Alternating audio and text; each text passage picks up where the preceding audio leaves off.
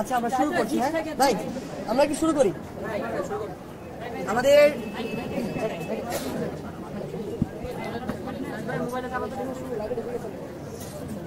আচ্ছা, আমাদের বৈষম্য বিরোধী ছাত্র আন্দোলনের পক্ষ থেকে যে বৈষম্য বিরোধী ছাত্র আন্দোলন এই প্ল্যাটফর্মটির মাধ্যমে বা প্ল্যাটফর্মের উপরে বাংলাদেশে এই একটি অভ্যুত্থান সংগঠিত হয়েছে, সেই প্ল্যাটফর্মের ডাকে আসলে আমাদের যে প্রোক্লেমেশন অফ জুলাই রেভলিউশন, এটির আমাদের আজকে অর্থাৎ আমাদের 31শে ডিসেম্বর 3টায় শহীদ মিনারে এই ঘোষণাপত্রটি আসলে আমাদের আসার কথা ছিল।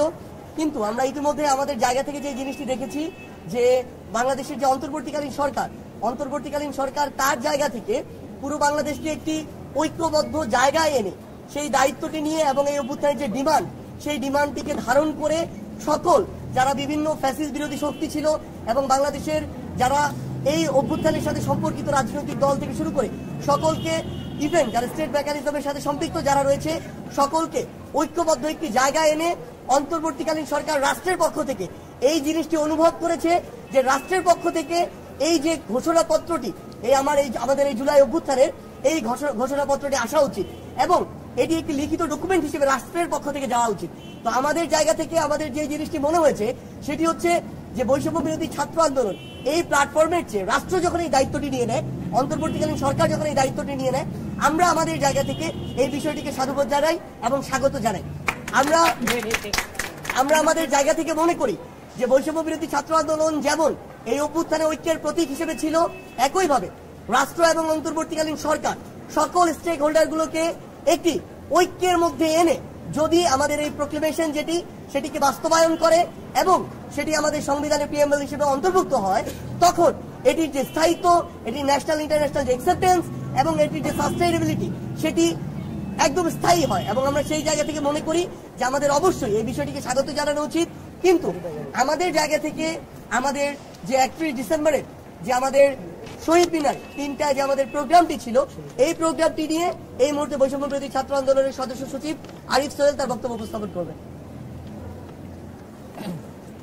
জুলাই আগস্টে সংগঠিত গণ অভ্যুত্থানে ছাত্র জনতার স্বতঃস্ফূর্ত অংশগ্রহণের মধ্য দিয়ে আবির্ভূত জন আকাঙ্ক্ষা তথা ফ্যাসিবাদী ব্যবস্থার বিলোপ ও নতুন রাজনৈতিক বন্দোবস্ত কায়েমের প্রতিশ্রুতির ভিত্তিতে নতুন বাংলাদেশ এক ঐতিহাসিক পটভূমিতে আবির্ভূত হয়েছে। হাজারো শহীদ ও আহত যোদ্ধাদের আত্মত্যাগের স্বীকৃতি ও জন আকাঙ্ক্ষার দলিল স্বরূপ জুলাইয়ের ঘোষণাপত্র অত্যাবশ্যক ছিল।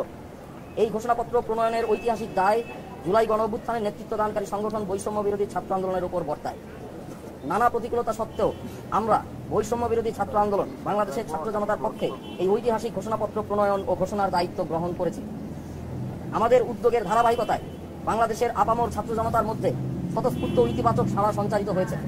এমত অবস্থায় ছাত্র জনতার আহ্বানে রাষ্ট্রীয় পর্যায় থেকে জাতীয় ঐক্যমত্যের ভিত্তিতে জুলাই ঘোষণাপত্র প্রণয়নের উদ্যোগ নেওয়া হয়েছে। ছাত্র জনতা এই সময়োপযোগী উদ্যোগকে সাধুবাদ জানাচ্ছে। এরই ধারাবাহিকতায় আজ 31শে ডিসেম্বর রোজ মঙ্গলবার বিকাল 3 ঘটিকায় কেন্দ্রীয় শহীদ মিনারে মার্চ ফর ইউনিটি কর্মসূচি ঘোষণা করা হলো।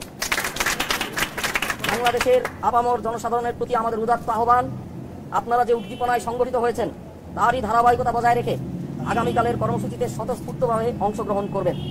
বার্তা প্রেরক বৈষম্য বিরোধী ছাত্র আন্দোলন।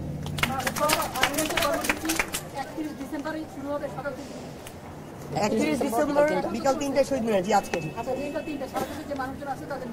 যে ঘোষণাপত্রের কথা আপনারা বলেছেন সেই ঘোষণাপত্রে সরকার কত তারিখের মধ্যে সরকার প্রকাশ করবে এবং সেখানে আপনারা যেটা বলেছেন যে মুজিববাড়ি সংবিধানের কবর দিতে আপনারা চান, ওই বিষয়টা রিফ্লেকশন কতটা হবে? গণ অভ্যুত্থানে অংশগ্রহণকারী সকল পক্ষ মতের নিজস্ব প্রস্তাবনা থাকতে পারে, নিজস্ব মতামত থাকতে পারে, আমাদের আছে, আরো অনেকে থাকতে পারে। যেহেতু নেতৃত্ব দানকারী হিসেবে বৈষম্য বিরোধী ছাত্র আন্দোলন একটি মঞ্চ হিসেবে, আন্দোলনের মঞ্চ হিসেবে আবির্ভূত হয়েছে, তাই আমরাই এই জুলাই গণ অভ্যুত্থানের ঘোষণাপত্র প্রণয়নের উদ্যোগটি নিয়েছি। তার পরিপ্রেক্ষিতে ঘোষণাপত্র যেহেতু রাজনৈতিক ভাবে গণ অভ্যুত্থানে অংশগ্রহণকারী সকলকে এখানে অংশগ্রহণ থাকতে হবে এবং সরকারের পক্ষ থেকে হতে হবে, সেটা আমরা আদায় করতে পেরেছি, অর্থাৎ শেষ পর্যন্ত তা হচ্ছে। আমরা যারা অভ্যুত্থানে অংশগ্রহণ করেছি সকলে বিপ্লবী হিসেবে স্বীকৃতি পেতে যাচ্ছি।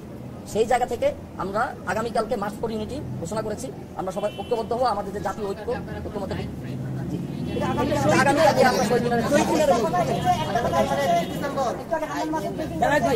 আমরা কালকে থেকে বাকি যে কার্যক্রম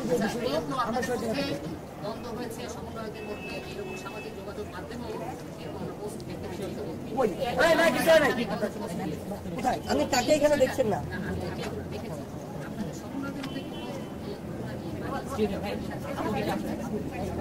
ভাই একটা জিনিস শুধু আপনাদেরকে বলি, এই প্ল্যাটফর্মের সবচেয়ে বড় স্পেশালিটি হচ্ছে আমাদের এখানে প্রত্যেকটা বিষয়ের পক্ষে বিপক্ষে যুক্তি দেওয়া হয়, মতামত দেওয়া হয়, ডিসকাশন হয়, কিন্তু যখন যৌক্তিকতার ভিত্তিতে অধিকাংশের মতামতের ভিত্তিতে একটা সিদ্ধান্ত নেওয়া হয়, আমরা সকলেই সেই সিদ্ধান্তে সবসময় একমত থাকি।